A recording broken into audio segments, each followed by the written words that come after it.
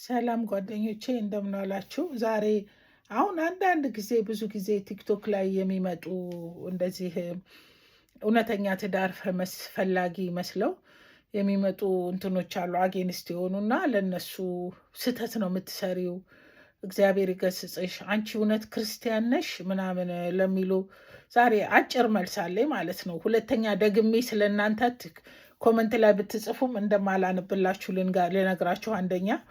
ሲቀጥል ደግሞ እኔ የእናንተ ባል ያንቺ ባል ከየት ነው? ከቧንቧን የቀዳሽው ከምንጭን የቀዳሽው ወይስ ከወንዝ ነው?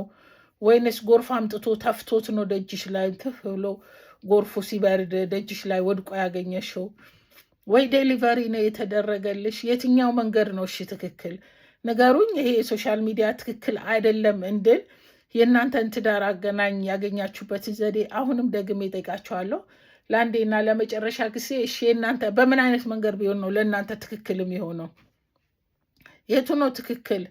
ወይስ እናንተ የግዴታ ነብይ ነው ምናምን ፍልት ያለ ነብይ እንደዚህ ዝም ብሎ ምናምን ቀፈላ ምናምን የለመዱ እንደዚህ ብሎሽ ነው ያገባሽው?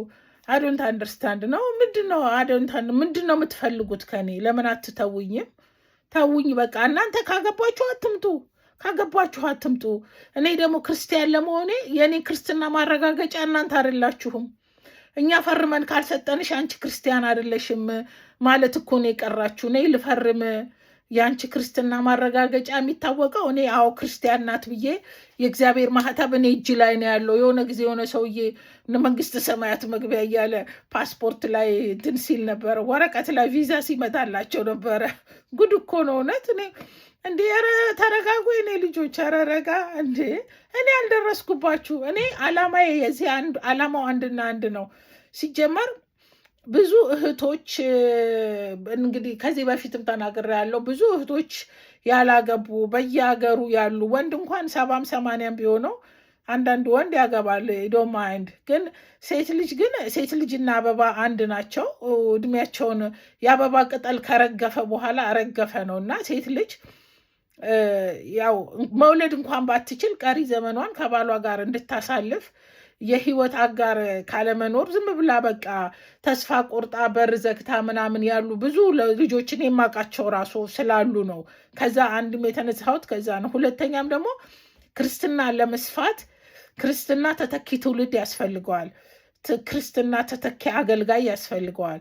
ክርስቲያን ደግሞ ስል ክርስቲያን፣ ኦርቶዶክስ፣ ጴንጤ፣ ካቶሊክ ማንም በአብ ወልድ በመንፈስ ቅዱስ ስም ካመነ በቃ እሱ አንድ የህይወት አጋር መውሰድ እንዳለበት ከገባት የራሳቸውን የህይወት አጋር መጥተው እኔ ጋር ዴት ማድረግ ይችላሉ። እኔ አፈራርሜ አልድራቸውም። እዚህ ይተዋወቃሉ። እግዚአብሔር ከረዳቸው እንትን ይላሉ ማለት ነው። እግዚአብሔር ደግሞ በየቦታው ቴክኖሎጂን ደግሞ ለጠቢባን ጥበብን የሰጠ እግዚአብሔር ነው። ቴክኖሎጂ እኮ ዝም ተብሎ ማንም እኮ እንትን እኮ አላለውም። ዝም ተብሎ እኮ አይመጣም። ማንም እውቀት የሌለው ሰው እኮ አይሰራም። በፊት ቤተሰብ ለልጆቹ ትዳር ለመፈለግ አገር ለአገር ይሄዳል፣ በገጠር እንኳን ማለት ነው። ይሄ ግን አሁን ሶሻል ሚዲያ ዓለምን ሁሉ ጠባብ አድርጎ በአንድ ቦታ ጎን ለጎን ሆነሽ የማታውቂውን ሰው ሶሻል ሚዲያ ላይ ታገኘዋለሽ። እኔ እዚህ ሰፈር ነኝ ይባላል። እና እባካችሁን በቃ መጣችሁ አትጻፉ። እናንተ እዛ ጽድቅ የራሳችሁን ይዛችሁ ተቀመጡ። ኃጢአትም ከሆነ ተውኝ በቃ አያገባችሁም። እኔ የምትነግሩኝም የምሰማ ሴት አይደለሁም እና ለቀቅ አድርጉኝ እሺ። እና ኤኒዌይ ጀስት እኔ በጣም ጥሩ ወርቅ የሆኑ እነ ማሚ ሲሉኝ ራሱ አንጀቴ እንዲሚርገበገብ ነኝ። የእውነት የወለድኳቸው ነው የሚመስለኝ። አጠራራቸው ራሱ ያሳሳኛል ማለት ነው። 5 6 ሰዎች ሆናችሁ ነው ይህንን ሁሉ መከራዬን እንደዚህ የምታደርጉት።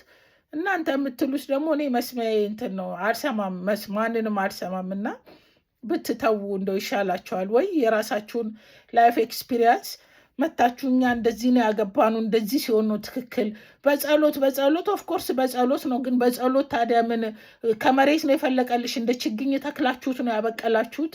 እሱን ንገሩኝ። እንግዲህ ያናንተ ባል በችግኝ ከጓሮ ወይስ ቤተክርስቲያን ሴት ወንድ አምርታ ታከፋፍላለች እንዴ? እኔ ስንት ጊዜ ነው እናንተ ብር አትተውኝም? እንደ ኧረ ተፋቱኝ። ሆይ ኤኒዌይ የእኔ ልጆች ይቅር በሉኝ። ይህንን ጀስት ልመልስላቸው ብዬ ነው። ተባረኩልኝ።